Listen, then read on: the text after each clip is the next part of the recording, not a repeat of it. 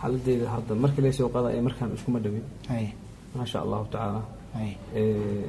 waxaan kusoo dhaawacmay qaraxii sooba agaarkaa marayay wasaaradda arrimaha dibadda agteeda waxaa igu dhacay bir lug ah ka mid ah kadib sokor baan qabay sokorta igu kacday kadib waxaa laga jaray isbitaal Madiina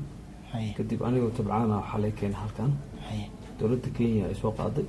iyo dowladda Soomaaliya iskaashanay halkan baa lagu sameeyay maqaar lagu dubo kadibna hadda lugaa la sameeyay maasha Allah waayahay markii qaraxa uu dhacayay agee maraysay agaarka wasaaradda arrimaha dibadda maaliyaddan ka imid ka tirsanahay kadibna agaarka wasaaradda arrimaha dibadda maray marka shaqaalaha wasaaradda maaliyadda ka mid ahayd ka tirsanahay waayahay halkaana lagu keenay xaalkaaga hadda waa sidee maasha Allah halkan waxaan ka helnay caafimaad fiican baan ka helnay alxamdulillah waa nolol sameeyay lugii waa la sameeyay kadibna waxaa la sameeyay maqaar baa la saaray maasha Allah haddana lugaa lagu cabiray kadib arbacada sugaya lugaha inaan qaato insha Allah marka dib u milicsato sidii wax u dhaceen iyo dadkii Soomaaliyeed ku waxyeeloobay waxyaabaha mahadada ah ee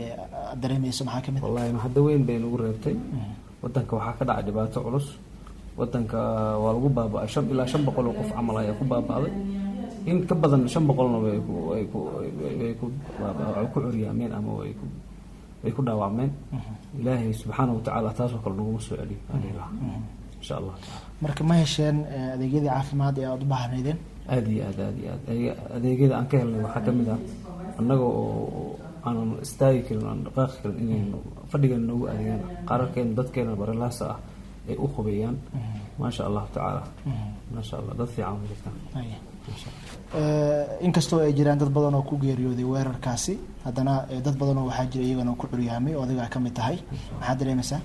aad iyo aad baan dareemaya ilaahay qadartiisu way ku dhacday wax kasta hadda ninkii geystay asaga dhibaatadiisa tahay oo haddana ku sii faanayo laakiin annaga waxaan dhihi lahaynaa maaragtay inuu iska dhaafo mar dambe ummadda Soomaaliyeed oo laaynayo